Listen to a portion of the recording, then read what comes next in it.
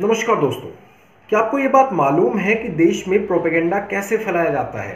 कौन लोग फैलाते हैं?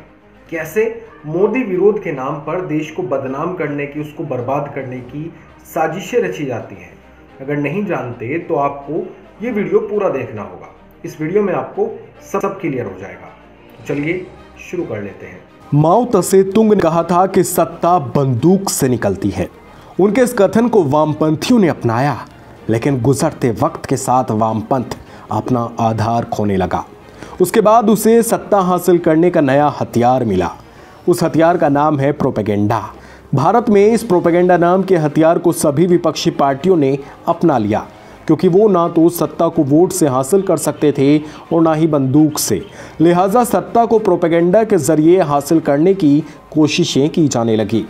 प्रोपेगेंडा फैलाकर लोकतांत्रिक सरकार को दुनिया भर में तानाशाह घोषित करवाना, प्रोपेगेंडा के जरिए लोकतांत्रिक सरकार के खिलाफ देश में ही युद्ध भड़काने की कोशिशें करना, प्रोपेगेंडा के जरिए देश विरोधी ताकतों को हवा दे देना, ये आज के ज़माने में सत्ता पाने के नए हथियार हैं जिसे भारत में विपक्ष आजमा रहा है। अब सवाल ये कि आखिर प्रोपेगेंडा फैलाया कैसे जाता है, कैसे ये ज़्यादा से ज़्यादा लोगों तक पहुंचाया जाता है, क्या रणनीति रहती है?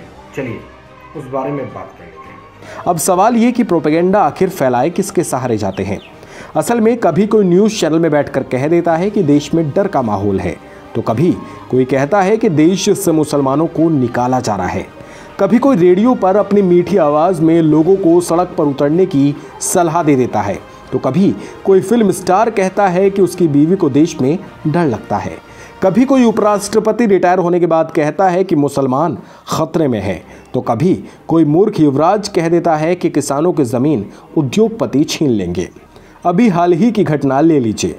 भारत विरोधी प्रोपेगेंडा फैलाने के मामले में गिरफ्तार कथित क्लाइमेट एक्टिविस्ट दिशा रवि की गिरफ्तारी से विपक्षी पार्टियां बौखला गई।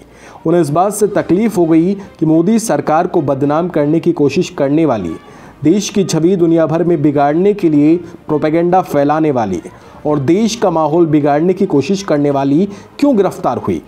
ये सब करना तो अभिव्यक्ति की आज़ादी है। दिशा रवि की गिरफ्तारी के खिलाफ तमाम मोदी विरोधी पार्टियां एक साथ आ गई। उनमें अरविंद केजरीवाल भी शामिल हैं, जो चंद दिनों पहले दिल्ली के मंगोलपुरी में रिंकू शर्मा हत्याकांड के बाद बिल में छिप गए थे, ताकि सेकुलर खेमा उनसे नाराज ना हो। कांग्रेस महासचिव प्रियंका गांधी, डीएमके नेता कनिमोई, पश्चिम बंगाल के मुख्यमंत्री ममता बनर्जी और दिल्ली के मुख्यमंत्री अरविंद केजरीवाल ने इसे लोकतंत्र पर हमला बता दिया। किसान आंदोलन के बीच ये दूसरा मौका है जब विपक्षी दल एक साथ मोदी सरकार के विरोध में सामने आए हों। विपक्षी नेताओं ने दिशा रवि की कम उम्र का तर्क दिया, कहा कि ये सिर्फ 22 साल की लड़की है और इससे डरने का क्या मतलब है। जब भी कोई देश विरोधी गतिविधियां चलाने के आरोप में पकड़ा जाता है, उसके बचाव में पूरा गैंग सामने आता है।